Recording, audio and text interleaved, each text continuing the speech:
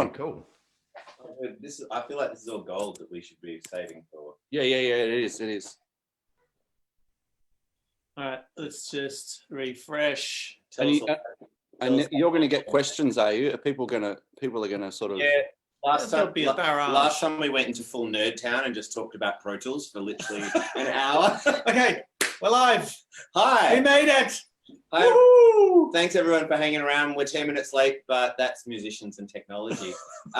We are Eskimo Joe. This is our Facebook Live event, and welcome to all of those amazing people who are tuning in, because this week we have the most treatiest of treats for you. Mr. Chris Cheney from The Living End. Round of applause. Say something, Chris. Hello. There's a 6 and there's a 9, Stewie. Okie doke. 69, dude. And of course, Joel is in his office in Melbourne as well. So Joel and Chris, you guys are in Melbourne in the most lockdown of lockdowns going. How's it going over there for you guys? Oh, it's pretty draining. You know, cabin fever is setting in absolutely this time. I feel like I've been in sort of lockdown and in transit, as we were just saying, for a long time. We basically packed up in the States a few months ago now and decided to leave when the COVID thing hit, and we started to kind of panic. And it's only now that I'm kind of settled back in Melbourne, of all places. We escaped America because it was like everything was going into lockdown and it was a dangerous place to be. And of all the states that I live in, Australia has to be bloody Victoria. Yeah. Isn't that the whole thing? Like, America, same thing's happening in America. They're just not doing what Melbourne very sensibly is doing. Yes, I think so. I think it's still a safer place to be somehow. Slightly less guns too. It's also your spiritual home. I mean, it's home of VB, where you grew up. Well, it is, yeah. Near my mum. Your mum? Yep. Yeah, so, lockdowns, it's all right, I haven't minded it, actually. I've been sort of keeping busy, and there's been enough to do, but I don't know. Ask me in another few weeks. How about you, Joel? Hey, Joel was mentioning before, and I don't know if we're allowed to talk about this, but we're just going to do it anyway. Apparently, you're working on a solo record. Yeah, you're allowed to talk about it. I started recording it back in 2016. So it's been quite a while coming, but just a few other things have gotten in the way. That silly band that I've been a part of for many years now. So yeah, I've just been chipping away at that. I recorded half of it in Nashville in 2016. And then I scrapped half of it, and I've just been recording the rest sort of here at home. So this has been a perfect opportunity to kind of finish it, really. Yeah. And to just write more songs and just not complete it. Talk us through the vibe as compared to Living In, which is the majority of the world knows you for that. So how does it differ from that? Yeah, it's very different. I don't think there's any guitar solos. Oh dear. Controversial. So, probably no reason to buy it, is there? Well, I remember being on tour in like 1999, and we went back to our hotel room, and I think the only songs that we knew by heart was basically the Beatles back catalogue. And I remember going, let's jam the Beatles, and we started playing the Beatles, and then halfway through the jam, we looked over and you were like, we all just kind of sort of like, whoa. I know an A minor. That's right. I don't think that's the Beatles, but it's cool. Yeah. So I was overplaying for a change. Well, there's not a lot of that, but there is a lot of emphasis on the songs and probably my voice, I suppose. In the last few years, I've been okay to listen back to myself singing on tracks, because for a long time I wasn't. So the emphasis is kind of on that, but it's kind of stripped back, but it's got a very I don't know, some tracks sound a little bit like ELO. Oh, yeah. It's kind of, it's got a Beatlesy kind of thing about it. It's all very pop still, there's we're always searching for a hook. But yeah, it's kind of rootsy. It's got, because it was done in Nashville, half of it, it's got pedal steel and all that sort of stuff on it. So it's pretty sort of broad, but it's nothing like TLE. I remember years ago we were hanging out backstage with you at this thing called the Jack Daniel Awards. Remember them in like 2004? And we had an acoustic to warm up because we were actually going to perform, and we were jamming Living Thing backstage. Right. And I remember clearly you saying that is probably the best verse ever written, the coolest chord progression, the best melody. So it's great to hear that you're inspired by ELO on this record. Oh, definitely. Definitely, yeah. I think every Saturday night after a few drinks, I'd probably say that very thing to this day. Still. But I remember on that tour sitting backstage, and I remember you, Joel, pulling out the guitar, because I didn't know that you played guitar at that point because you were behind the kit. Yeah. And I remember you getting on there and playing like 200 Beatles songs. It was just one after the other. And I was amazed because I didn't know how to play too many Beatles tunes at that point, but you just kept sort of just reeling them off. It was amazing. Yeah, I mean, I guess that's the 101 of learning how to write songs and do a band. It's like they wrote the Bible almost. That's the textbook, is the Beatles tunes. I remember connecting really well with Davey Lane on that when we toured with You and I as well. Like, I think he knew 4,000 Beatles songs. Yeah. But not only that, he knew every part of every instrument on every song. Yeah, he's got it all.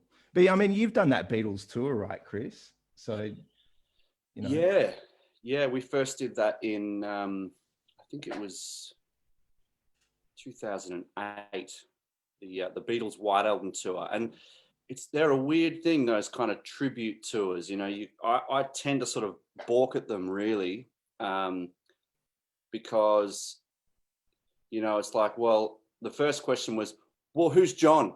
Who's going to be George? And we were like, oh yeah, there's nothing worse than a cover band, really, even though the Living End started out as a cover band, but we didn't want it to be that. So it was a weird decision to agree to do that. But I tell you what, it went from being maybe 8 or 9 shows initially booked to, I think we did like 14 or 15 in the end. The thing just kept selling, and it was so magical that we've done it 3 times now. It was like the 40th anniversary of the White Album, then the 45th, and then the 50th. And hopefully we get to do it again. And it's been one of the best things I've ever been involved in. And at first I was like, I don't know about getting up and, because it's sacred material for all of us. Yeah, those shows are definitely designed for, everyone loved the Beatles, but they're designed for train spotters, and the White Album is probably one of the biggest train spotting Beatles albums, where people go and it's got so much, it's a double album, it's the freaking Beatles White Album, it's a big deal, but it was an amazing lineup of singers, and, everyone in their own right had their own kind of weird angle. But did you ever, I feel like there's like a natural pairing of, say, you and Tim, and, maybe throw in a little bit of Jamo in there, but Josh Pike being in there as well added a really interesting element. How did you guys connect on that tour personally? Well, I reckon don't pull out punches, mate. Don't pull. How many times did Phil and Tim almost punch on? Phil was definitely Ringo, right? They almost punched on several times, and I think I know that they did punch on in Canberra on one of, I think it was the last tour. They're best mates, they're like brothers. So the rest of us were pretty sort of blown away at the time when it all kind of erupted and they went over the coffee table, and it was quite a scene. But I think what was the magical ingredient to that, and the person who really saved that tour, was Lindsay Field, who was the vocal coach, I think was what he termed himself. And he's the one who kind of divided up the songs beforehand. He said, okay, you've got these 5 and you've got these 5. And I think he got it right. And that's what I think saved it, because I don't know, I could never get up there and do Everybody's Got Something to Hide Except Me and My Monkey. But Tim just kind of inhabited that song and took it into this whole other area, this theatrical kind of area that none of us could have done justice to. And it needs that. And there was just a few choices there that I think really, really worked. And so that's why I guess, that we've now done it 3 times, and it's been a real success. And that's about the only thing that we've sort of done like that outside of our own projects. And was Don't Pass Me By the short straw? No, Obla Di Obla Da was. You know what? Nobody wanted it. We all said, we'll take anything, man. Any of the songs, we don't care. We're happy for suggestions, but we don't want that one. And what happened was we all got it. Oh, so cool. We all had to get up and sing that damn song. Anyway. Haven't Stu frozen? They're frozen. Have they frozen? Check them out. They're frozen in space. Classic. It's quite a look. Does that look like they've gone to sleep, actually? It might have. It's a bit of a boring story. Yeah, so that sounds epic, the coming back from America and then being faced with it. Did you do 2 weeks in a hotel when you arrived back? Yes, we did. Well, I was on tour here with the Red Hot Summer. Yes. So I had moved back to America sort of maybe July of last year. And I was only there a few months, and then we were booked to go on the Red Hot Summer tour. So I came back here the beginning, I think it was Boxing Day, to do a tour that was going to take me through to April. So it was going to be 5 months in Australia, which was quite a long time at that point. We're back.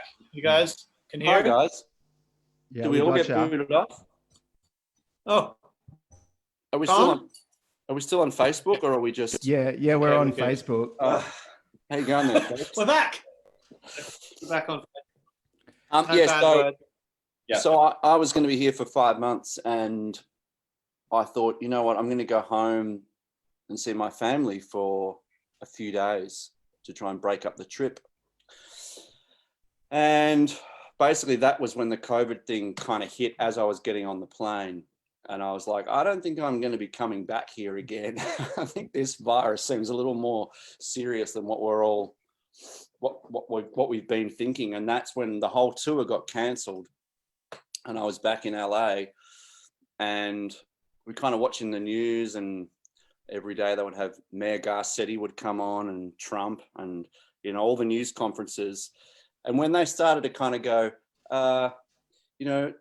we don't have a hold on this thing, we're getting a little worried, I started to think, well, if it does keep going the way it's going, we can't afford to live in the States anymore. And if by chance there's a gig that comes up for the band and I'm here, I'm not going to be able to play it. So basically, after a few months, we had to pack up our life over there and relocate back to Australia for the second time, which involved, moving back here and trying to foster out our dogs for a while, trying to get on flights because there was no flights initially. So we got a repatriation flight into Brisbane for 2 weeks, government mandated quarantine,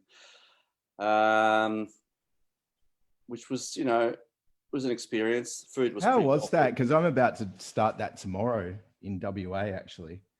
Yeah. The same thing. So can you go outside? Well, I'd steer clear of the security guards if I were you. Unless you're an attractive woman, I hear. Yes.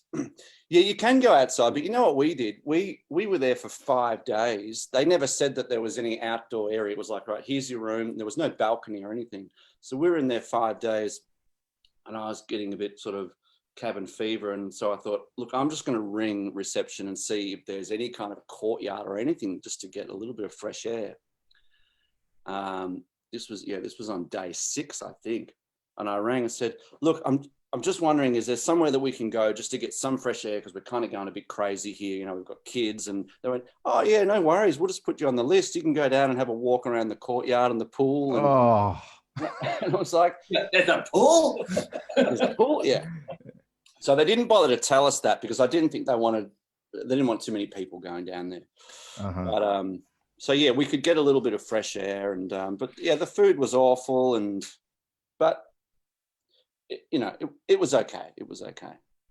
So, guys, I'd just like to open it up to we've got a bunch of amazing comments coming through from people at this point in time. I'd like to start with this one, actually. Yes, here we go.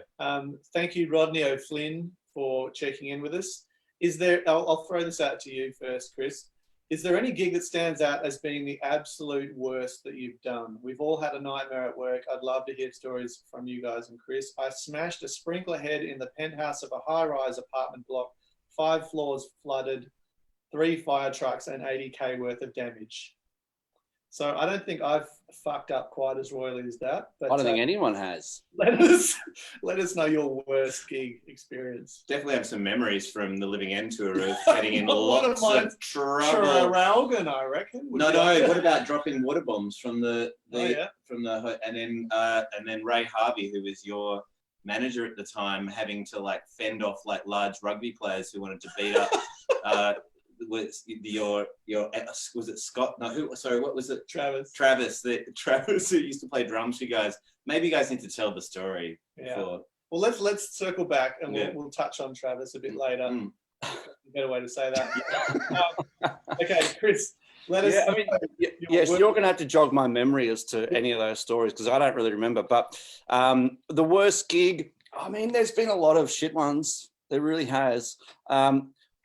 One that always stands out, I think, was when we first went to the States, and I think it was our very, very first show that we ever played there with a band called the Vandals, and we were playing in Orange County, and it was like, that was sort of the punk mecca at that point, and it was a pretty big show, and we were like the special guests of the Vandals.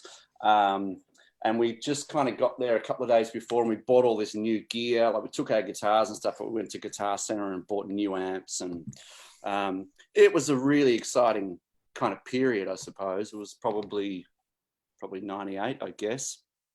And we were on stage and one of my new amps decided to not work and it just shat itself there on stage. And we were sort of saying, sorry, folks, won't be a second. We'll just kind of fix that. And then the abuse was unbelievable. Fuck you guys, get off stage. We want the Vandals. And we'd never really had that before. It was kind of like, we'd sort of built up a pretty good sort of following in Australia. And the gigs had been massive before that. And all of a sudden there we were in another country, like the big debut. And these guys were like just ready to kill us. It wasn't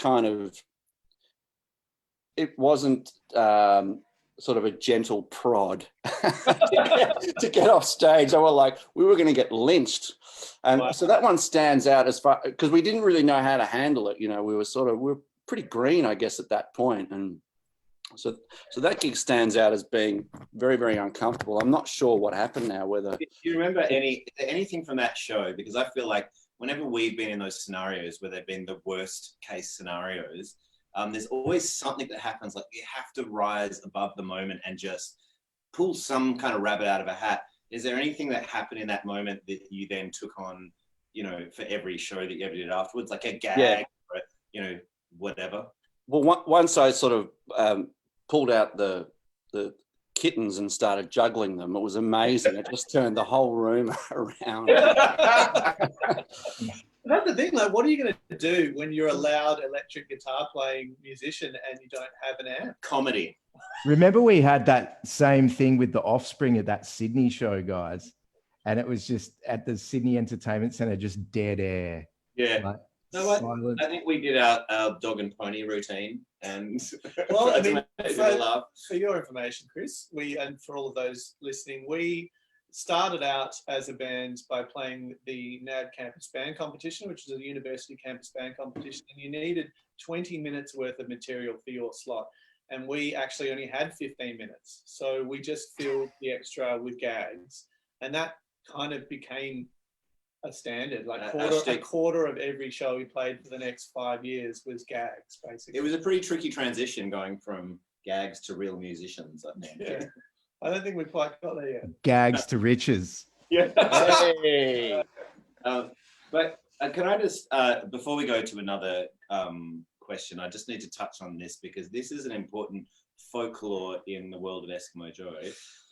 So for those who are interested, we first met Chris on a 1999 tour we did. And what did we remember the name? It was something about like locking up things. It was a name for It was the Riot tour. Yes. It was West End Riot was the single, and you guys, and so there was like, you guys had like, you know, It was also half of the lyrics. yes, exactly. Yeah, there you go. Yeah. And so anyway, tour. It was a 6-week tour, like probably 5 shows a night or something ridiculous like that.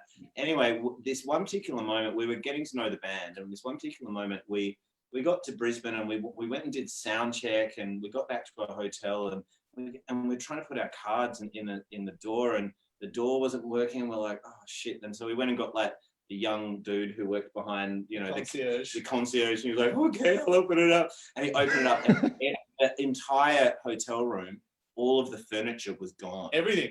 Kettle, microwave, everything, furniture, lamps, tables, chairs, bed, everything was gone. And what had happened is Travis, like when because obviously the headlining act, they sound check first, and then, you know, all the noobs get on, and that's us afterwards, and so we get like maybe 10 minutes at the end because we were opening. And so we got back, and Travis had obviously made it back to the hotel and said, oh, my key's not working. Is there any way you could let us in? And they were like, yeah, sure, no worries. And he said he was from Eskimo Joe and stuff. And so Travis went in there and cleared all of our stuff and had put it out on the balcony. And so halfway through us walking into this room, we were like, what the hell? And then we're like, and then this young dude, you should have seen the blood drain from his face. He was like, they're going to kill me. And then we're like, no, it's cool. It's just a joke. And like, we looked at, and there was all the furniture. And so that began a love for Stu. He was like, well, this is what you do when you're on tour. You do gags on the other bands. And so every tour we've ever done since has been like Stu doing gags on other bands. And you can thank your ex-drummer for teaching Stu bad habits. And that's the reason he got kicked out of the band. We used to arrive on stage and there was no gear. That's not true. Yeah. That's not true. Right, let's take another question. Because we've got so many coming in. My phone is vibrating. All right, orchestra. That's not you. Let's talk to Chris about this. All right. Any chance of another joint tour? Ooh, I think we're due. Yeah, right. Aren't we? I mean, was that the first time we met on the tour? I don't think it was, because I seem to remember seeing you guys. We played at the UWA Refectory, I think. Yeah, we did. Yeah, with Jebediah and you guys, I think. Was what? Was it the tour you guys with Jebediah? You guys played with Jebediah. No, it was your headline. And we supported. We were the local support. Yeah. I seem to remember seeing you guys support the Super Jesus at like Macquarie Uni, or it was either Sydney or Canberra. I always get those two mixed up. Yeah, Sydney would have been, I think. Yeah. And I remember saying, I think to you, Stu, I was like, man, you guys are just like Supergrass. That was the best thing I've seen in ages. And I don't know whether you were like Supergrass or not, but I thought you were at that point. It was like incredible energy. And it was the first time I remember seeing you. Yeah, we were like Supergrass without the songs. All right, another one. This one's from Becky Eves. Thinking back on all your gigs, does anyone have a tour ritual or funny things they must eat or do before they perform? Lucky charm, lucky drink. I think about VB and the Living End for some reason. That's my only thought that I have with you guys. Is that still a thing? That's our staple, even with all our success and all our riches. All we want is a cold grenade. It's the very best. A cold grenade. Cold grenade.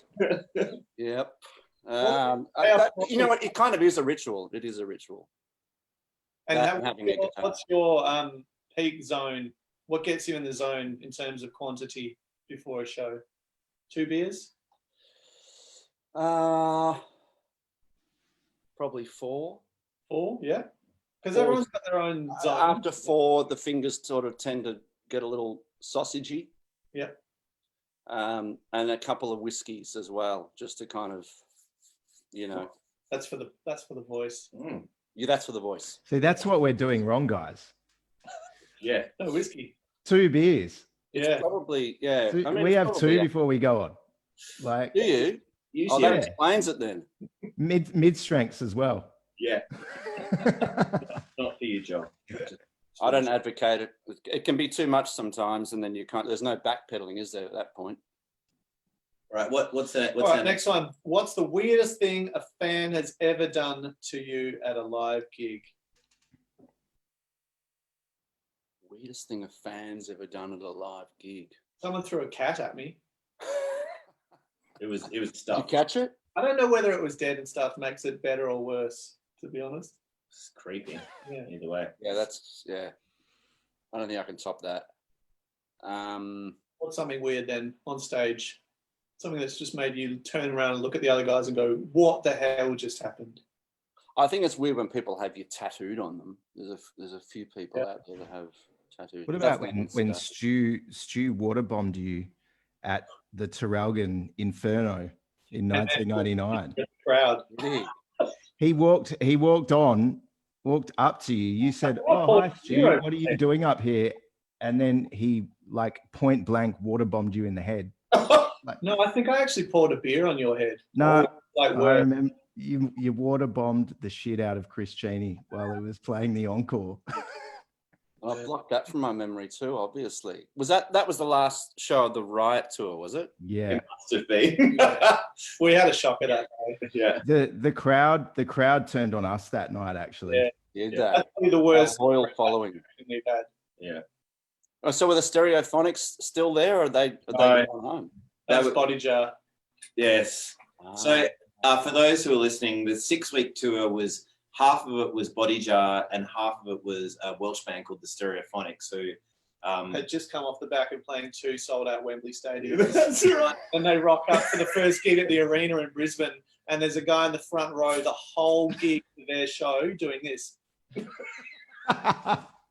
Didn't stop the whole time. Looked straight at Kelly, the lead singer, and just pulled the finger. Do you know though, on that tour, Kelly taught me a valuable piece of advice that I have never forgotten. We were at that place, Misty's or whatever it was called, in a little lane in Melbourne after the show at the whatever it's called, the gig on Exhibition Street.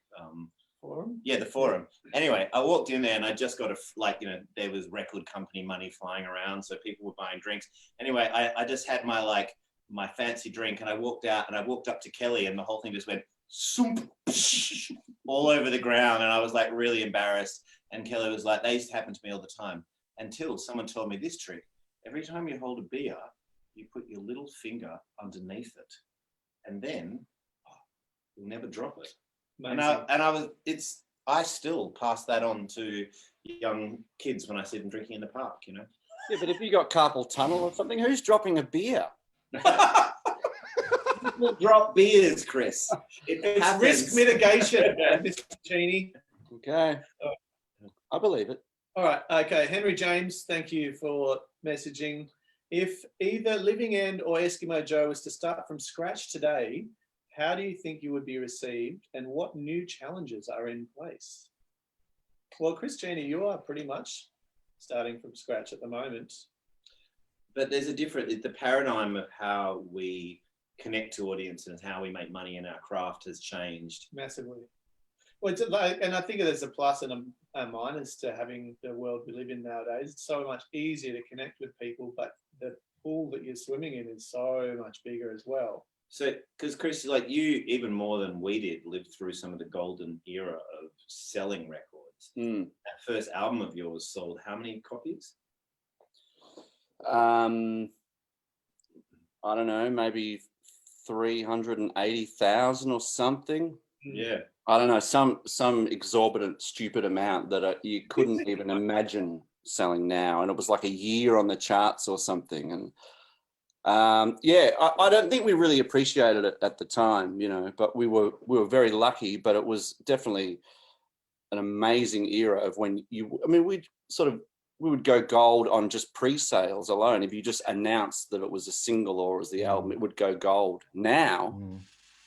It doesn't happen after. We definitely appreciated it that you sold that many records at that amount of time, because on that Riot tour, we were actually staying in hotels that we had no business being in at that point in time.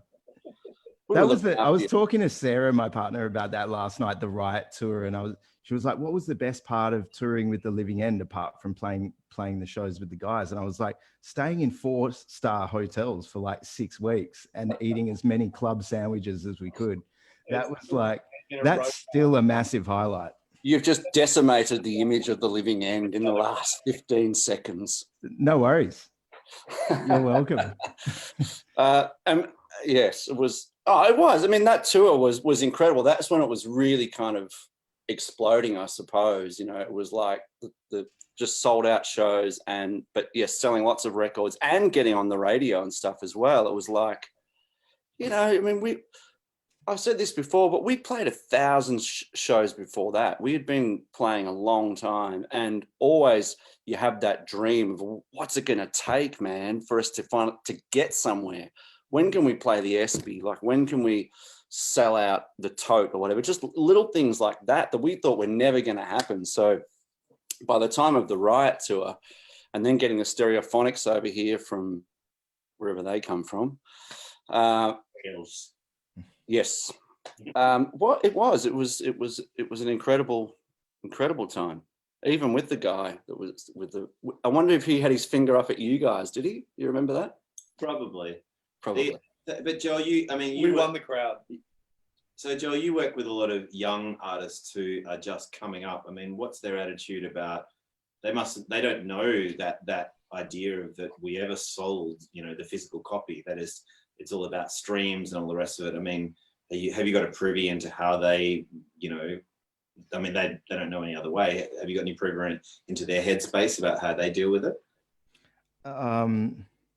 Not too much. I think it's now about like online engagement, like what we're doing right now. There's a lot more collaboration going on with making music. Like, there doesn't seem to be any bands anymore, like as such. Like even the bands aren't bands, like Tame Impala. But you know, a lot of people are making music together and collaborating, and that seems to be the way that records are made now. Hence, when you look at, you know, the songwriting list on a Bieber song, there's like 7 writers or something like that, you know. But now I guess it's about, you know, online connection and being available to your fans and pumping out lots of material. It's almost like we've gone, you know, when the Beatles were making those first few records, they were putting out 2 albums a year. Now, when we were making all of our records, like same time as the Living End and stuff, the idea of putting out 2 records a year is just like preposterous. But, you know, that's how it was done. Nowadays, it's like, you know, you put out a single. I think young bands or artists put out a single. It's kind of done in 2 months' time, and they're on to the next one and the next one and the next one, and maybe an EP. And if they're lucky enough to gain a fan base, then an album. So it's a totally different way of building, but it's much more open. You know, you can be an indie artist from any part of the world, and if you have a killer song, you can get discovered. You know what I mean? Whereas you don't need a record company backing you or whatever.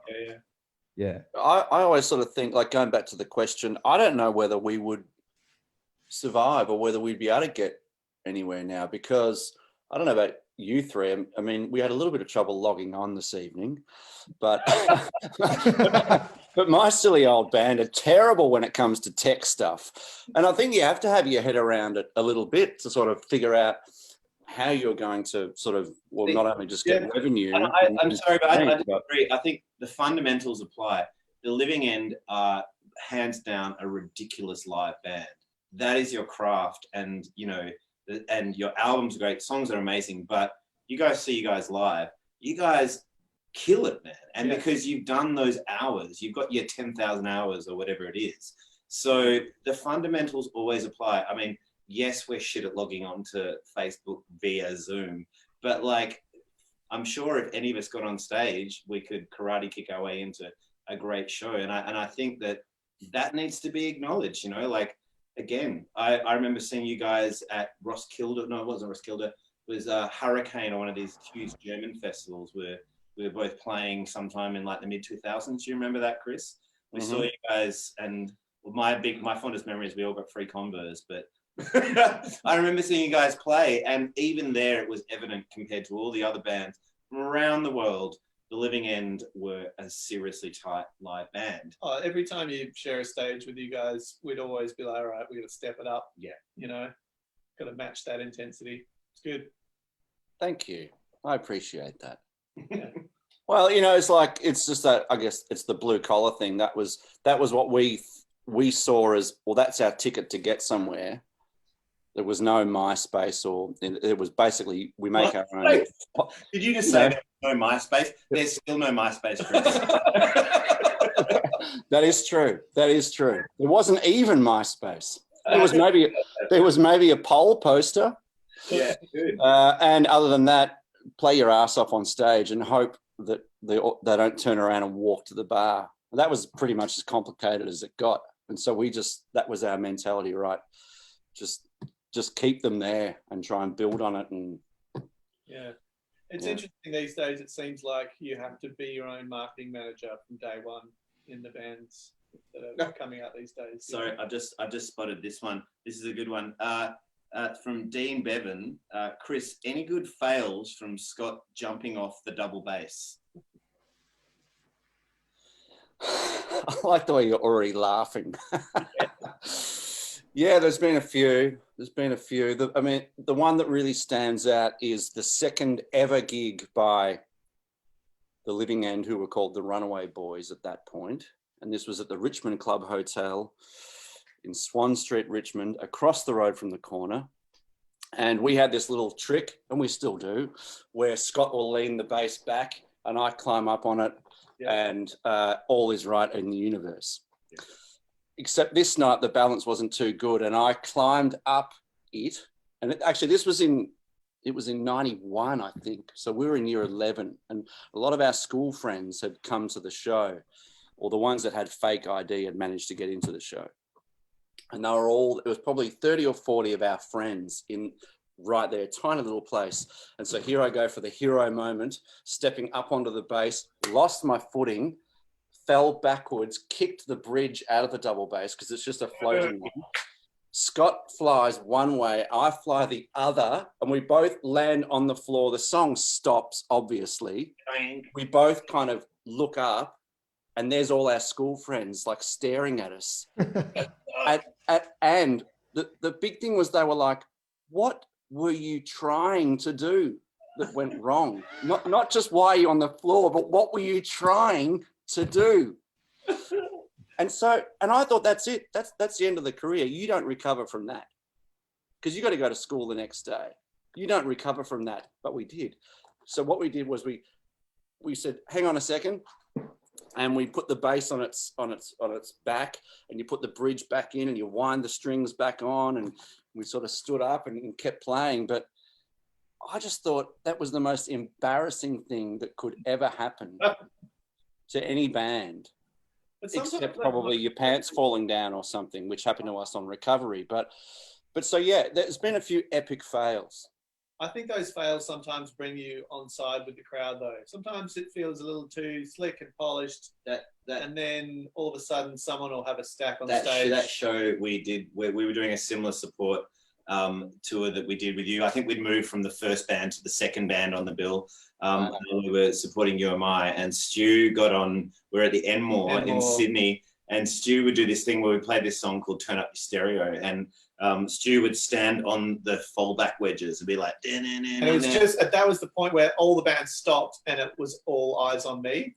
So I just jumped up and went. But I should say that the Living End, the UMI crowds are notoriously they love this band, and they're not gonna move aside for any other band to come in. They just want to see UMI play. We were pretty bad. Well, I think we were by that stage. We were a bit better. Yeah. We had an album out, and the songs were okay. That. So we're on. So Stu's on. The crowd are not giving us any energy at the moment, and Stu's steps onto the fallback to do his thing. Leather-soled shoes. And goes through the jump off. It goes jumps and just goes horizontal, and then poof, and the whole entire crowd's like, ooh. And then Stu gets up, he's like, damn it, and we start playing, and from that moment on, the crowd were like, yeah, all right, these guys are okay. Yeah. All right, Chris, is that a new tattoo? Cherie McNamara wants to know.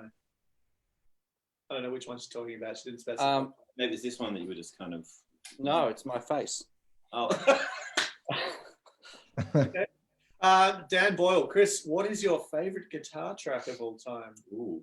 We said we weren't going to nerd out too much about guitar. Just a little bit of nerding, I reckon. Okay. My favorite guitar track. It's a tough one. Just in general. Oh man. Well, I mean, Johnny B. Good's pretty up there, isn't it? Yeah, I'm a 50s rockabilly kind of nerd guy. So for me, that's kind of, it all goes back to there. It all goes back to the, you know, that if you're going to start a song with a guitar and an electric guitar, it doesn't get any better than that, does it? Mm-hmm. Your name is Chuck Berry, and that's how you start a song. Yeah. It's all over. Forget about it. Cool. Yeah. Down with that. Yeah, I feel like, you know, because you're making a solo record, I feel like the whole, what a lot of artists do when they make their solo record is they go back to that favorite era of music where they're like, I've always wanted to make a record that's just from that era. Is that the era that you are going to when you're making your solo record? Are you going 50s nerd, or are you going solo? No, not at all. I mean, having said that, you know, there's a sort of, there's a bit of an Everly Brothers kind of Righteous Brothers, Phil Spector kind of element on this record, like, you know, those records of the Wrecking Crew and the sort of the Wall of Sound. I love that style of thing. So there is a bit of that on there, but I feel like, you know, that's always my foundation is the 50s rock and roll thing, and that's how the band started. And we were that for so long. You know, whenever we used to play shows, we just played covers for a long time, and it was all those 50s standards. So I kind of feel like beyond the first record with the band, we've kind of gone in, you know, off on different tangents. But I feel like it's always where we draw stuff from, but we've never really gone back to, you know, we sort of moved on from the 50s thing, I guess. Well, the Living End have become their own thing. I mean, I feel like, you know, no art exists, you know, in isolation. It's got to have all of these influences coming in, but then a magical thing happens with bands, especially when we always talk about the third album being a really important record for bands, where they evolve past, you know, where they started, and they go into this new place. And I always feel that if a band can make it there, then they're going to have some longevity. And I certainly feel like the Living End did that by the time, especially when you guys got to White Noise. I feel like all of those 50s pastiche kind of things that were pretty much gone by the first record anyway, had completely left the system by that record. Yeah, I mean, I felt like we had to, but we also wanted to. We always sort of, even when we're like really early days, and we used to play these kind of rock and roll dance things on a Sunday afternoon at the Royal Derby, and people would pull up in their hot rods, and everyone would be sort of dressed to the nines in their kind of 50s kind of clothing, and it was like something out of Greece, I guess. And we would play with all these kind of country / 50s kind of bands, and even then, you know, we were getting up and playing like Checkered Love by Kim Wilde, and playing like Ant Music and stuff. We were playing these kind of new wave covers in with Buddy Holly and the Crickets, because even then we were like, we don't want to be just another kind of straight ahead rockabilly band. We want to throw all these other things into the mix. So when we started writing our own tunes, it was like, well, yeah, we're going to be into kind of like Chuck Berry and Jerry Lee Lewis, but I love Iron Maiden as well. Yeah. Can't we make those two things work together? Good luck. Does that go back to your favorite guitar track? Is Iron Maiden up there with your favorite guitar work? I think Rhyme of the Ancient Mariner is up there with Johnny B. Good. How about this one? Nathan Coward, thank you for this one. If you weren't playing music for a living, what career or line of work would you be doing? McDonald's. Would just be working at McDonald's. Manager. Yeah, well, assistant maybe. Yeah. I'd be official chip fryer, I think. Yeah, well, I've actually reached out to SSW in Sindel, where I grew up, to see if I can get my old job back. Haven't heard yet. I think I'd be on the dole like I am now, where we've all ended up. Full circle, baby. Yeah, full circle. I love that. How about this one? Steph Perino asks, which song of each other's band would you cover? Ooh. I quite like White Noise. There's some. I like the chord guitar work in that. I reckon Bloody Mary off the first record was a great song. Give that a crack. Hey? We'd give that a crack. Yeah, oh yeah, you The guys. chord progressions are sick. There's a bit of Supergrass going on there. You know? I'm going to say Pictures in the Mirror would be, I would go for if we had to cover a Living End song. I think my favourite of yours, and I'm not sure whether we could do it justice. Now, is the title correct if I say Eyes That Are Older Than You, or is it just Older Than You? Older Than You, yes. That's a cracker. You guys would actually do that better than us, I think. Well, we did actually do a little rework of that in a Roy Orbison vibe, so that's kind of got a little 50s tinge to it. Yeah. I think that's what it is. It's the major to minor, isn't it? There's a major to minor in there. Yes. That's a Jeff Lynne. That's a Jeff Lynne. Yeah. All right. Chris, Mark Felice asks, are you going to reissue your studio albums and EPs to vinyl? Who? You. Living End. Are you going to do a reissue of vinyl? I don't know. I don't know. I don't. That's you heard it first right here on the live stream. Wouldn't it make more sense than any band in Australia for you guys to do vinyls? We have vinyl. Oh, they've done it. Yeah, we've done it. Of course we've done it. Next question. He's done it already. Next we've done it question. But the EPs, some of our EPs aren't, I don't think. I think we had 3 or 4 EPs maybe before. Oh, I feel like I have to put this one out there. Nicole Elliott says, is it okay for your fans to cover your songs and post them as a video? Of course it is. As long as you pay the APRA, we're totally And don't mess it up. Yeah, we'll be on you. So -7, dickhead. Sorry, Nicole. All right, you keep talking. I'll try and find something else. Okay, I have a interesting question for you. No, actually, I have no question whatsoever. I have a question. We on our second EP, we actually worked with a producer called Lindsay Gravina because you guys had worked with Lindsay Gravina and made that, double A side single that blew up and became the biggest thing Australia's ever heard. Yeah. And we loved that recording. We loved that production. The energy was sick. It was like old school tape recording, that kind of thing. How did you guys find working with Lindsay? And you did the first record with him, right? Yeah, we did the first couple of EPs and the first record with him. Our very first recording was called Hellbound, and we just kind of financed that ourselves and recorded it as a demo, and that became the first sort of 9-track EP kind of mini album thing. And then after that, we did an EP called It's For Your Own Good, which had a song called From Here On In, which was sort of the first song that got played on Triple J for us. And we did that with Lindsay, and it was just amazing. And that was at the old Birdland in Chapel Street in Melbourne. And yeah, he's an amazing guy because we went in there initially, you load in the morning and you sort of record all day, but you don't see him. You just record with an engineer. And then he comes in at like 7 o'clock and he goes, all right, well, let me hear it. And you sort of play what you've done. And then he'll sort of throw his comments in. And I think maybe you go back in and record a few extra things. And we had a lot of success with that. And then with the Prisoner EP. And then so it just made sense to get him for our album. But Lindsay was unreal because he's a really kick-ass guitar player. And I had all these kind of crazy kind of ideas and probably trying to push myself as a player. And he was really supportive of that. And there was often things that I'd kind of come up with that I couldn't quite play. And I'd show him the part. I mean, I could play it, but I couldn't play it fast enough. I didn't have the dexterity. And I remember this one time we were working on something and I was like, oh, here's the lick, but I really want to get it like much faster so it's in time. And, because everything was 100 miles an hour on that record.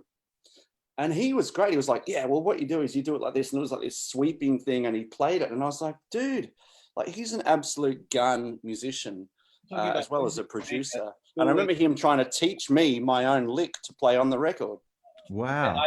My memory of him was that he was very, very good with guitars. I remember him, just on a bass sense. Like I had this old Music Man bass and it was kind of a little bit uneven. And he taught me that if you put distortion on it, you can just kind of used distortion in this really amazing way. He was definitely an amazing, all of his records, I mean, you look at the Magic Dirt records that he made as well, he was very on top of those, he understood the guitar record thing in Australia. Yeah, that wall of sound excitement, like it sounded like the band was playing the greatest gig of its life kind of thing. Like through a PA that was struggling to keep up. It was just like so much energy. Remember the story he was telling us about mixing the Magic Dirt record?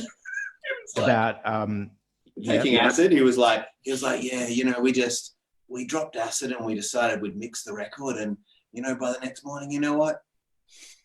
We landed on our feet. Who does that? And they put the record out. That's mix. He's proper rock and roll. It's sick.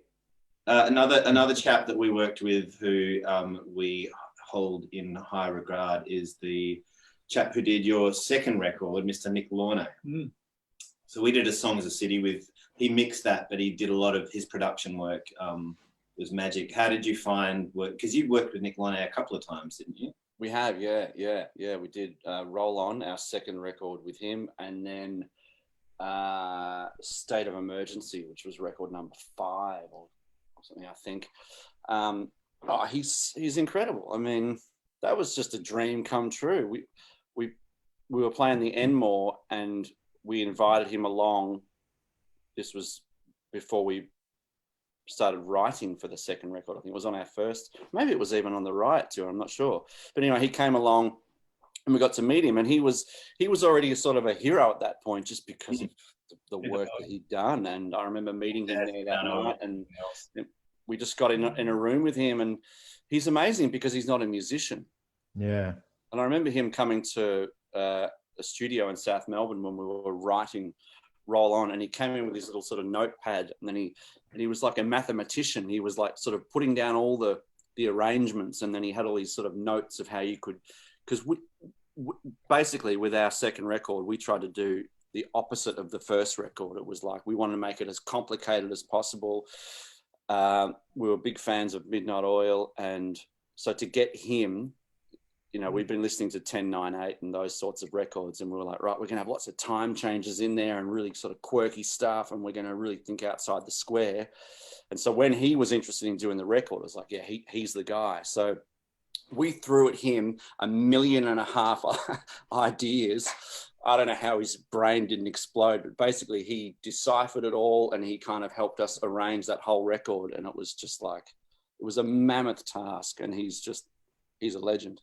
We found him really great in that we mixed a record with him, and we'd produced it or overproduced it, as the case would be. As in, there was one song called Life is Better With You, and it had 72 tracks in it. So we had 2 tape machines working in tandem and Pro Tools.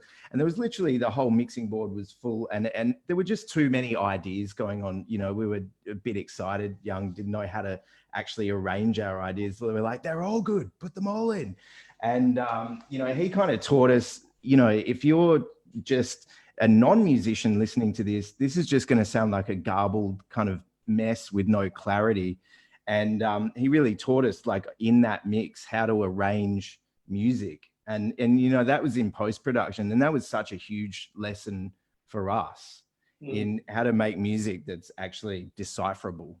Yeah. Without 1 million ideas, with just one or two really good ideas. You know what I mean? Yeah. I don't know how it is for you, Chris, but I feel like every producer we've ever worked with, you know, you pay these people lots of money to do what they do, but really you learn so much of how they approach record making, and you take that to your next record every single time. And I definitely found that with Nick, and I'm sure that Lindsay did the same with your guitar work apparently as well. Well, I think, you know, it would have been very easy for Nick to say, dude, too many ideas, just simplify it, cut all that extra shit out. You don't need a time change there. You don't need a major 7 there, whatever it is. But he kind of, you know, he let me and my crazy brain at that point kind of just go forth and experiment with it all. And I rate him for that, because he knew that I sort of had a vision. And now I listen back to the record and think, my God, son, what were you thinking? It's like, it's really all over the joint and quite complicated, but that's where we were at. And Nick nurtured us, and he didn't kind of go, no, just write another Prisoner, you know, which he could have done. So I feel like at this point in time, I feel like we could go to so many places because there's so many stories I would like to extract from your brain about all the different amazing people you've worked with. But I feel like let's do one more question and then do a bit of a wrap up. I like to think of myself as an optimist, and we've touched on your least favorite gig of all time. So I think we should finish with Lisa Gibbs' question. Thank you, Lisa. What was the most favorite gig you've ever had? Well, setting aside getting a water balloon or a VB poured on me at the Terralgan Inferno. Was it the Inferno? Yeah. That was the Inferno. You know, I hate getting asked these questions because there should be a go-to answer, and there is for some people, but there's not for me, because I will say that we've been so lucky that we've just played, even as you were saying before, like the Hurricane Festival and, you know, playing festivals in Japan and stuff for the first time, which it was just mind blowing. Now I sort of think about it like, I think at the time it was so busy. It was just another gig. We were just on a roll. And now, of course, with all the COVID thing and the world we live in, you think, oh man, how lucky were we to have moments like that? And fingers crossed we get them again, but we don't really know. But all that aside, probably touring with AC/DC in Australia was... That was going to be my... kind of the pinnacle, I think, you know, just because... I know we weren't going to go too nerdy, but I heard that you got to plug into Malcolm's rig. I did. Got to be a better way.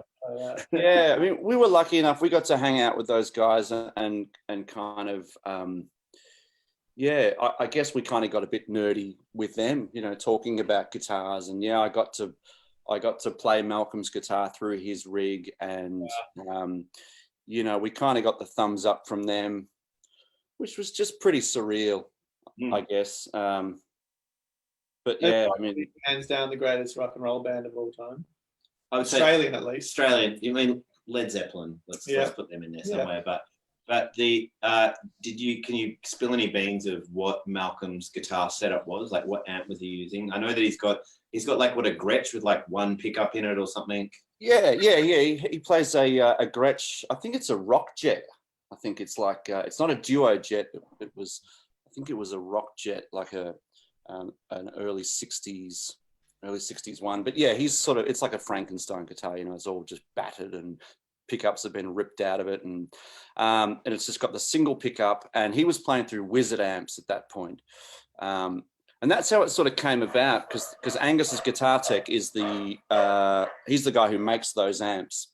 And I was using Marshalls, and they kept sort of breaking down, and he was like, oh, you should try my amps, you know, it's what Malcolm's using. So he basically just handed me the guitar one day and said, you know, have a play on this. And it was just ridiculous. I mean, it was the loudest guitar I'd ever heard. What did you play? Could you, like, I feel like if I was like at any age and someone handed me a lightsaber, I'd sort of go, yeah.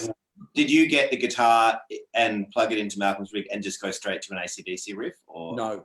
What riff did you play? No, I think I just hit some chords. I definitely remember hitting an E chord and thinking that's the loudest E chord that I'll ever hear in all my years. It was just crazy clean. That's the thing that stood out. The strings were about that fat each. They were like telephone wires, and it was just super clean, but the power was just in the volume, and it just had, you know, I mean, it's not my hands. It was a lot of it's to do with Malcolm's hands and Angus's hands, but it was just an incredible tone, an incredible moment. And yeah, I just couldn't believe how clean it was. And it's just all about his attack, you know, that's surely some childhood fantasy being fulfilled there, though. Like, yeah, and then I got to swing on the bell too. I would like to just come up on that platform in the middle. You know how like Angus does his guitar solo on the, like, you know, on Jailbreak or whatever it is. He's got that platform that rises up to the ceiling. Just like to go for a ride on the platform. I reckon that would be okay with me. Hey, gang, it's It's 10:06 in Perth, probably about 10:08 over there. Roundabout. Before we go, Chris, what is the future if the world is, turns out to be a world we can play shows again? What are you, apart from making a solo record, what are your plans for the next 8 months?